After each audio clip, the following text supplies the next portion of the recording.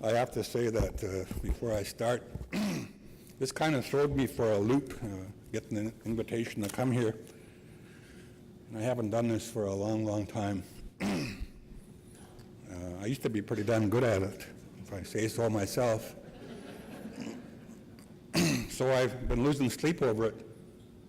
I was up this morning at 4 o'clock thinking, how do I do this? What do I say? Because it's such a huge challenge that we have to deal with.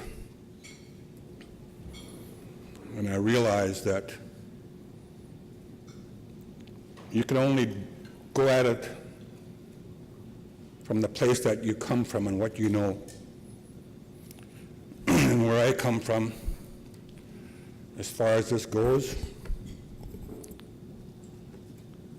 is from our children. This is what it's about. Our children, their children, and successive generations. And so instead of getting all technical, which I can do, I thought I would just speak on behalf of the people that I talk to on a weekly basis, practically.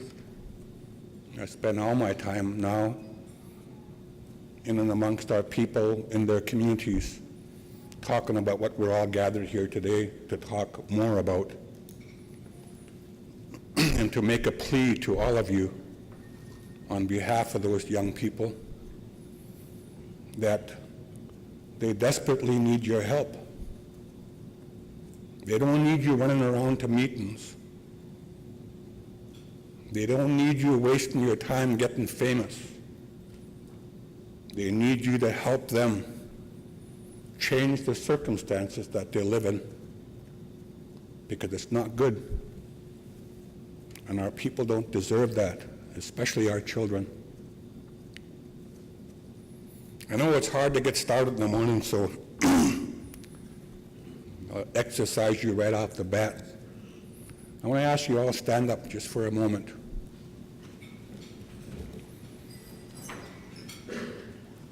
And I want you to raise up your hand and give a big cheer for Cindy Blackstock. Woo! Yeah! I teach right now. You can sit down now. I feel like a Roman Catholic priest here. I teach right now, and I just finished a couple of weeks ago, and one of my students says, so who's your hero? And I said, as of right now, it's Cindy Blackstock. It's amazing what she has accomplished. Winning that case before the Canadian Human Rights Tribunal, getting them to say, yes, Canada discriminates against our children. And it's not just our children that they discriminate against, it's all of us, from the infant to the grandparent, and everybody in between. And that's what we got to deal with here. So I've been doing this a long time, as you know, some of you. I came in here and I can't believe all the same faces that I've seen before. I was kind of worried coming here because I thought it would be a whole bunch of new people. There are some new people, mostly old, friendly faces, so I'm kind of feeling comfortable here. But I've been doing this a long, long time, from across the country, from coast to coast to coast. And I've been going out there saying to our people, we are in a new era as far as our relationship with the Crown is concerned today. We have accomplished the recognition of our inherent right to self-government, which our leaders of the past fought for. Great leaders. We've accomplished the recognition of the title to our lands and the rights that go with it. We've effectively regained our jurisdiction. If you remember the words of our past leaders, they were saying, we want to take back our rightful place on our land. We want to be responsible for ourselves and for our children, to provide for them from the bounty of our land. And we want to govern ourselves according to our own laws, our own traditions, our own culture, our own principles and values. And we have that opportunity, and we have had it for some time now. We've regained our jurisdiction, the legal right in the land itself, the lands and resources that are so dear to us that we all feel a personal obligation to and for. We have the opportunity now to rebuild our economies, using our own lands and resources to be able to take care of ourselves, to be responsible, as our previous leaders have said. And the most important thing that they were looking for was that we need a government-to-government relationship. And we have accomplished that too. There's no question about it. It's nation to nation, government to government, jurisdiction to jurisdiction. A third order of government. That's what we are. That's who we are. And that's what our great leaders fought for. And I'm always really proud to stand up and acknowledge the Wet'suwet'en hereditary chiefs, the Gitxsan hereditary chiefs, for having the time to be with them,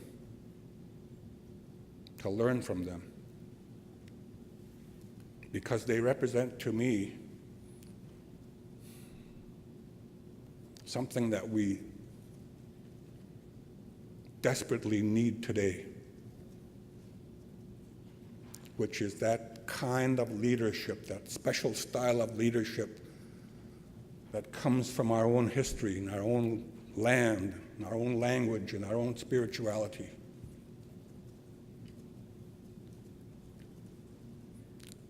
I'm so proud of what they've accomplished because we all share it. It belongs to all of us.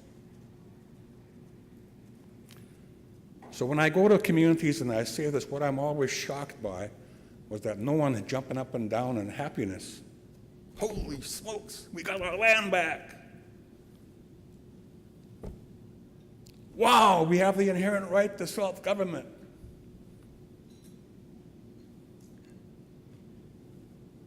Why not? None of you are jumping up and down. That, what I'm just saying, always shocked me. I'd leave a community and I'd wonder, what happened? What happened? What's the matter?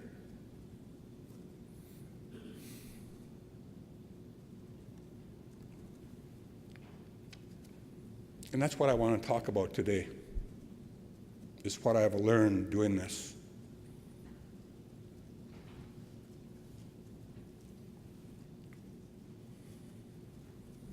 So why aren't we out there putting in place our own governments according to our own laws, our own vision, our own systems, our own laws and institutions?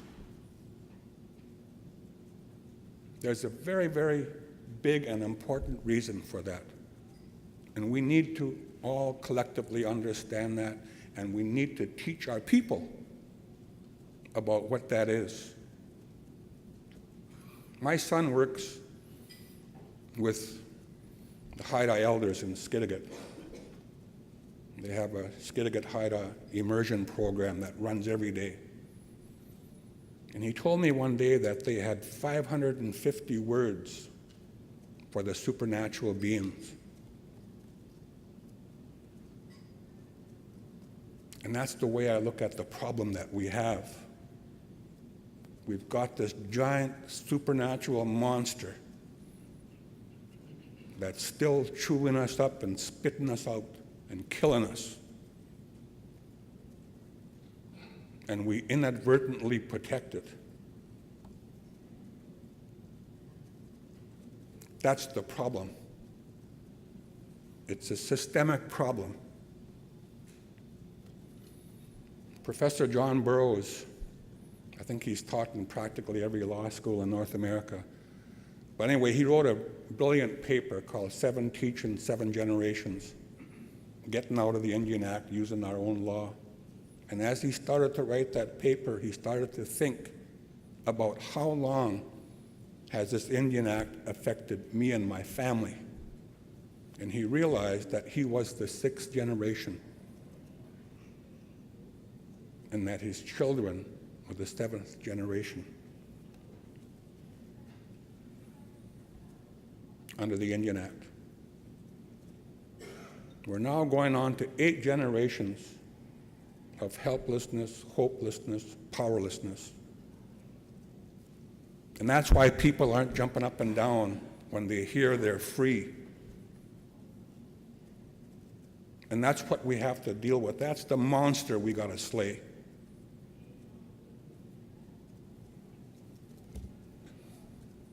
So on behalf of our people,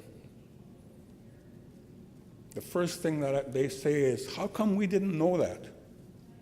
How come no one comes and talks to us about this? How come nobody tells us about this? We have to educate our people about the history of what has happened to us as nations across this country. From the time that those first settlers hit the eastern shore to the time that British Columbia entered Confederation in 1871, we have to educate our people about what happened. We didn't wake up this morning and decide to be Indians on a reserve. That came from somewhere. It was systematically put in place prior to Canada becoming a country in 1867 by colonial policies of the day. Enshrined in the British North America Act in 1867 as Section 9124 and consolidated in 1876 as the Indian Act that we still have today. Our people need to learn how that happened, the process. How did they get us off of our land onto these reserves under an imposed system that totally contradicts and is different and separate and apart from our own traditional systems of government, off of our own lands, dependent. We need to take our people on that journey to educate them because it affects us all. And I'll tell you this is what I've learned. It's when they come to understand it like that, that's when they will stand up and say, we need to change. We want change. Our children deserve it. If we don't do it like that, by engaging our people, then we're treating them no differently than the colonizer has and the oppressor has. So we have to rework and rewire our own minds and be free in ourselves. When you educate people like that, they have a sense of hope. I live in Skidegate on Haida Gwaii, and I was delivering a session like this to the community. And one of the elders at the end of the evening got up and she said, thank you. She said, I worry about my grandchildren. I worry about their future because I feel like there's nothing I can do to change it. And now having learned how this happened and that the conflicts that we have in and amongst ourselves in our community is not of our own doing, it gives me hope. When I realize what we've accomplished in terms of the recognition of our rights, the inherent right to self-government, Aboriginal title, Aboriginal rights, a new relationship, it gives me hope for the future.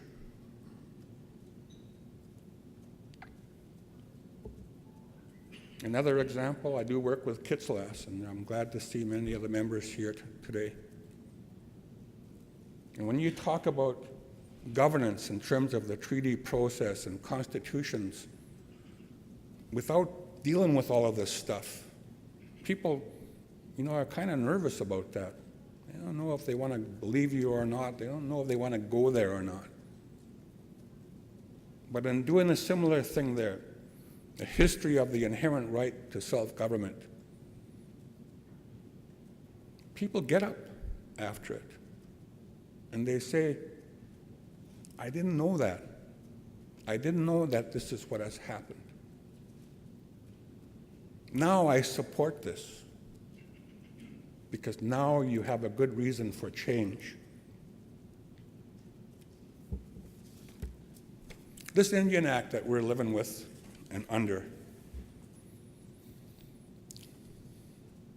I was involved in the politics for many years, and the political rhetoric was, this doesn't work for us. So I decided to find out why. Why not? So we conducted a research project around the Indian Act. And one of the things that we did was a systems analysis of the Indian Act itself to find out whether, in fact, it truly doesn't work for us. And if it doesn't, why not? Well, we found at the end of the day that it doesn't work for us because it wasn't designed by us, it wasn't designed for us, it wasn't designed for our good health and well-being or our success. It was designed to take us off the land, to oppress us, and to continue to suppress us, which it still does today. So just in terms of the Indian Act, the other thing is many of our chiefs and councils in the villages I go to have no idea or no clue what their roles and responsibilities are, because the Indian Act is silent for the most part as far as that goes. So here's some of the research. First Nations governments administer an impressive array of programs ranging from the big three, education, health, and social assistance, to many others including public works, land and natural resource management, economic development, policing, to name a few. Nowhere in the world can one find such large local governments relative to the size of the population that they serve. The point of that is that you're dealing also with the Indian Act, and you're having to deal with everything else within the confines of that legislation. And it's a wonder why chiefs and council get so busy that there's no time to deal with the inherent right and Aboriginal title and rights. You get consumed by the monster.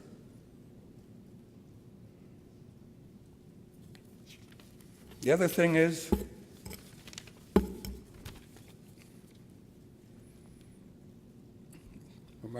more of our research, so that the Indian Act would appear to foster a punitive, restrictive, regulatory organizational culture. There is no bureaucratic space for leadership development, collegial problem solving, experimentation, and evaluation, decentralization, innovative approaches to transparency or engagement of the public or our membership in decision-making. While these aren't prohibited by the Act, they are culturally incompatible with its spirit. That is, we're discouraged from doing so.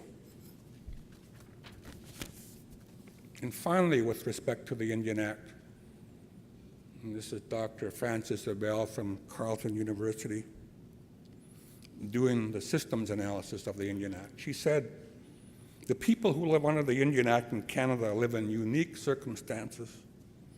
There are no other citizens of Canada for whom a specific piece of federal legislation regulates their social and political citizenship and the most fundamental features of their social and economic lives, No other groups of people except those who are in prisons live so thoroughly under the supervision and control of the executive branch of the federal government.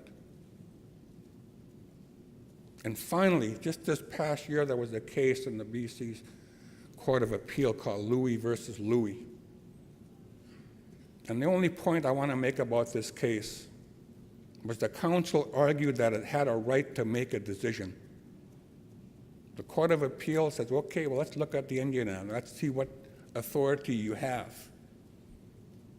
The court looks at the Indian Act and comes back in its decision and says, you don't have any authority to make any such decision.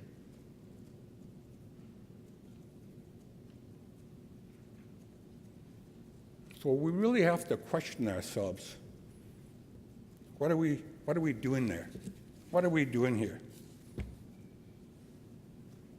We need to educate our people that there's more and that there's better. We've accomplished the recognition of Aboriginal rights and title and our inherent right to self-government. Our leaders have been fighting this battle since prior to Confederation. Someone referred to it earlier as a land question. It's not a question anymore. It's a fact. It's a fact that that title to the land is invested in each and every one of us.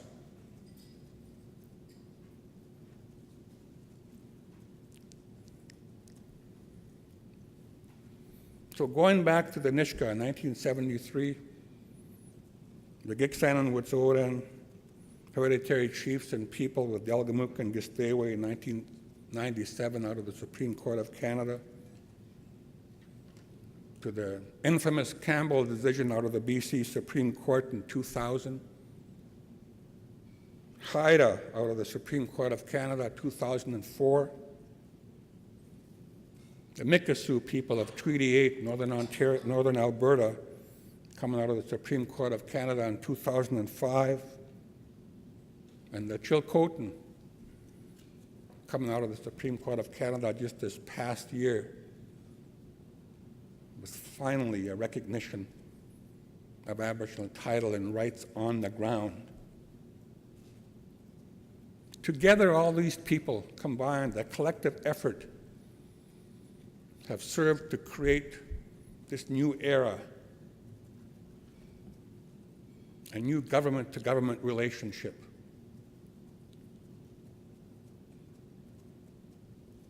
And when I talk about this, I think people don't believe me because they think I'm just being self-serving, or I just like it to be this way, or I wish it were so.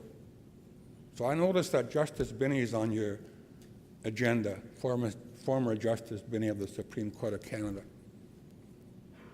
I like to use his words because he's a Justice of the Supreme Court of Canada. People will believe that. I also do a lot of work around reconciliation across the country. And we're doing a reconciliation conference at the University of Alberta Law School. Justice Binney, former Justice Binney, was our keynote speaker. And he put his remarks in the context of an article written in the Globe and Mail by Gordon Gibson. I don't know if a lot of you people know Gordon Gibson, one of the last Indian fighters. Anyway, what Gordon Gibson wrote in the Globe and Mail was that the Supreme Court of Canada has given Indians too much. And secondly, where does the Supreme Court of Canada get off on being social activists? That's not their job. And thirdly, where's the legitimacy? Justice Binney got up and he said to Gordon Gibson and to the rest of the Canadian public, we didn't give Indians any more than they already had, which was pre-existing sovereignty, which survived Confederation and is now protected under Section 35(1) of the Constitution Act of Canada.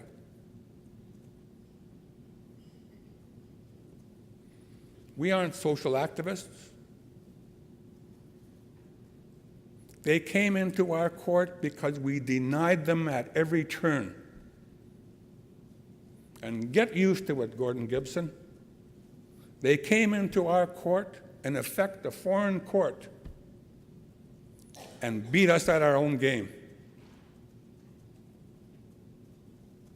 And as far as legitimacy is concerned, what's more legitimate than the Constitution of this country, the highest law of the land, and Section 35? So there you have it. Justice of the Supreme Court of Canada is telling us what we want to hear.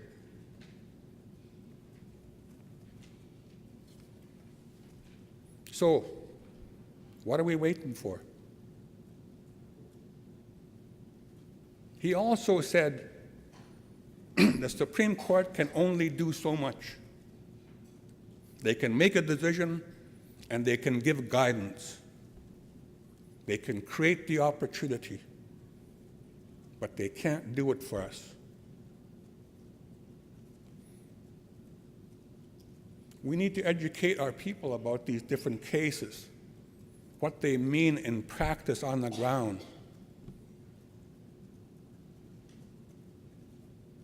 I go to communities and I ask the people, so has anybody come here to talk to you? No. Has the Assembly of First Nations been here to talk to you? No. Has the First Nations Summit come here to talk to you? No. Has the Union of BC Indian Chiefs come here to talk to you? No. So who is helping our people? Who's talking to them? That's what they want to know. They need each and every one of you to help make this change. As I said, I teach part-time now. And I was teaching about Section 35 and the inclusion into the repatriation of the Constitution in 1982. And the fact that we kind of fought each other's over whether or not we agreed or disagreed with it. So I refer to it as a fluke of history that we have Section 35. It was because we had good leaders.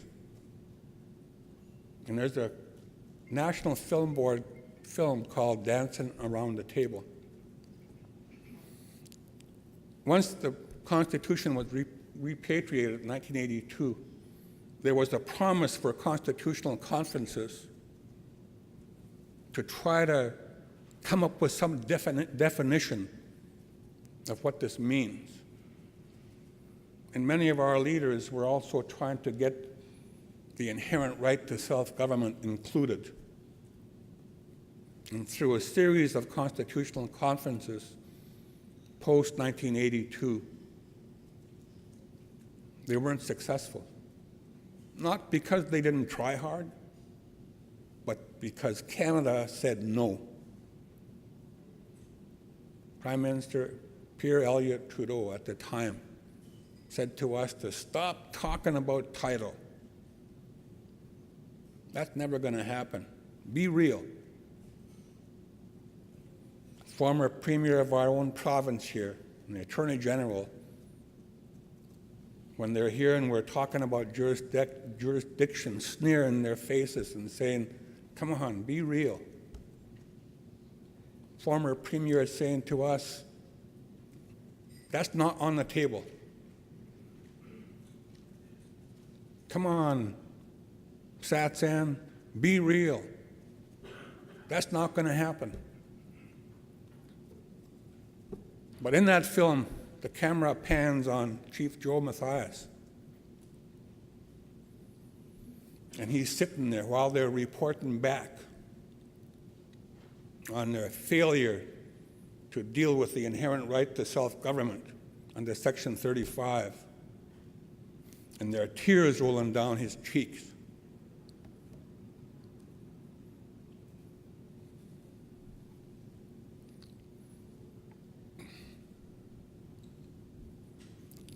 I'm sitting there watching it.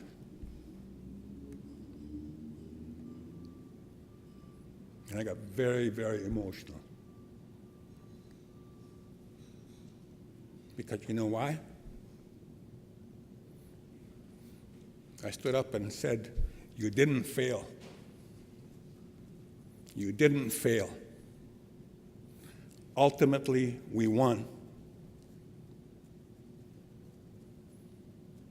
We now have the inherent right to self-government, just the way that we wanted it, due to our own effort, our collective effort." And that's the other thing that Justice Binney said in his remarks. When Section 35 came into the Constitution Act in 1982, it was referred to as an empty box of rights, because the Crown's interpretation of the wording existing Aboriginal and treaty rights was that there weren't any more existing Aboriginal and treaty rights, that they had been extinguished. So I can imagine in the negotiations in terms of the language that the Crown negotiators would look at those words and say, all right, throwaway words, we'll give it to them. Doesn't mean anything. But what Justice Binney said was that Section 35 is now a full box of rights whose content can only be determined by the people who hold it. And that's us. So we need to engage our people in terms of all of this, and especially to get it across to them the nature of this new relationship. Canada has its jurisdiction federally under Section 91 of the Constitution Act, names all its jurisdictional powers. The provinces have their jurisdiction under Section 92, and it lists all of their powers. One of their reasons for denying us in the Constitution was that there was no more space. That's what they argued. Well, we created that space. That was one of our primary objectives with Delgamuukw and Gisdewe, was not only to have protection, but to create jurisdictional space for our own governments. And we did it. Section 35 is where it resides now. A full box of rights, and that relationship is between those respective jurisdictions. Our jurisdiction as First Nations, the assumed jurisdiction of the Crown federally and provincially, and the reconciliation that we're talking about in that context is nation to nation, government to government, jurisdiction to jurisdiction. And there's no doubt about the fact that within Canada's constitutional jurisdictional construct that we're there because we've created that space. So in terms of rebuilding our nations away from the Indian Act, moving from Section 9124 to Section 35, as a person, as a people, real people, not wards of the Crown under Section 9124. How do we achieve that special status as wards? If you look it up, you're either an orphan or you're not mentally competent to make good decisions for yourself. That's what it means. That's how we came into Confederation, and that's the way it still is. The way I look at this, we have to complete Confederation to eliminate that ward status and come into this new place wearing our own blanket of power. Cradling our children, promising their parents and their grandparents that they can dare to wish for something better for their kids because we can provide it. We could do it.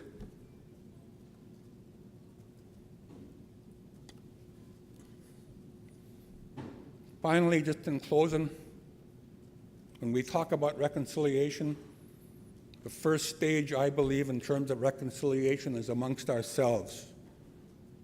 The conflicts that have resulted in our communities as a result of this imposed system under the Indian Act just tears our people apart.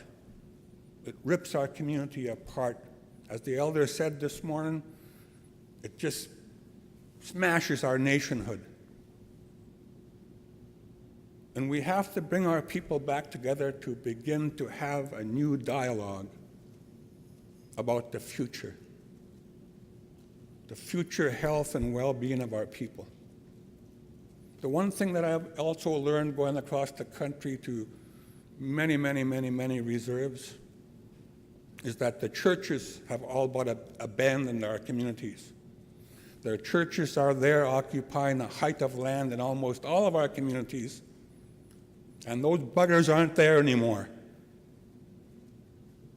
They outlawed our own spiritual practices under the Indian Act, our own government under the Indian Act. And in effect, what we have is a spiritual wasteland. And elders have warned me time and time again to be careful. When you bring the people together and you open them up, the first thing that's going to come out is their pain and anger. And if you can't deal with that, don't go there.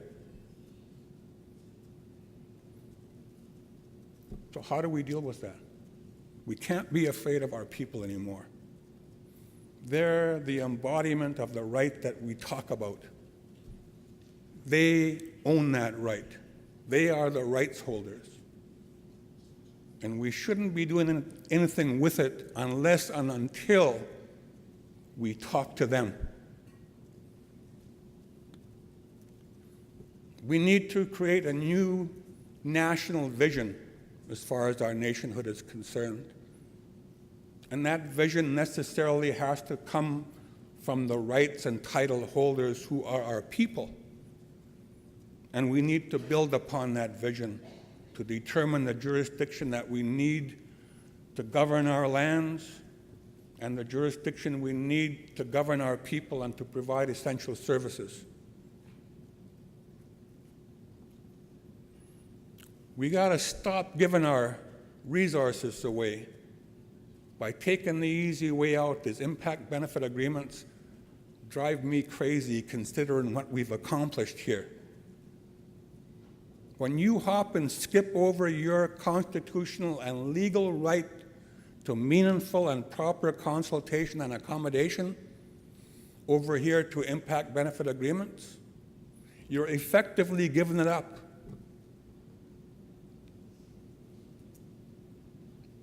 That's why we need to educate ourselves about what we have, so we can do right by ourselves.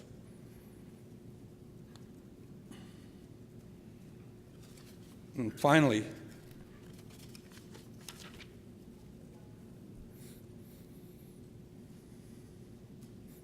just to underline once again, our people need help desperately. When I started talking about Cindy Blackstock winning this case before the Canadian Human Rights Tribunal, and the fact that Canada does not do right by our children, discriminates to the tune of between, if you look at the figures, 26 to as high as 35% less than the children of the Canadian public. The other fact of the matter is, in terms of our research, was that just in terms of essential services, the Canadian public receives on average, on the transfer payment, around $18,000 per person. Indians on the reserve receive somewhere in the order of 45% less.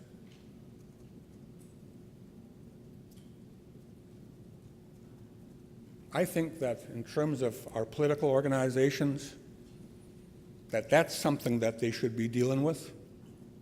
If we can equalize that transfer to the same level as other Canadians, because it comes from our lands and resources, we'll double the resources in our communities right now.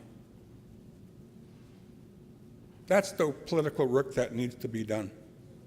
The other thing I believe needs to be done is our political organizations need to reorganize and restructure with new and different mandates and turn inwards to support our people in our communities and our nations. Be seen in our community. Be known in our community.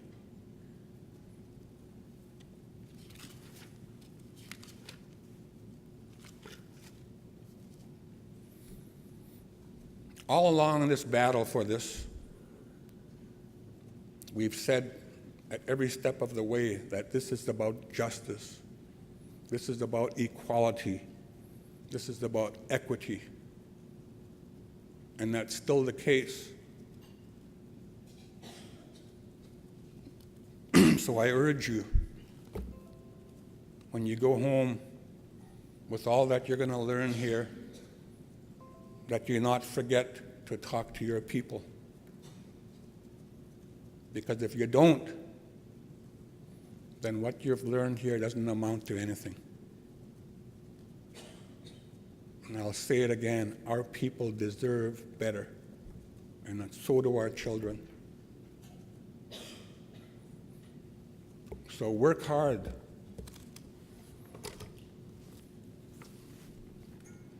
Don't be afraid of your people. This problem that we've created for ourselves is a good problem to have. And if we're brave and we come at this from the goodness of our hearts, and we learn to love one another again, we can do a very, very good job for our people. So thank you very, very much for this opportunity. I really appreciate it.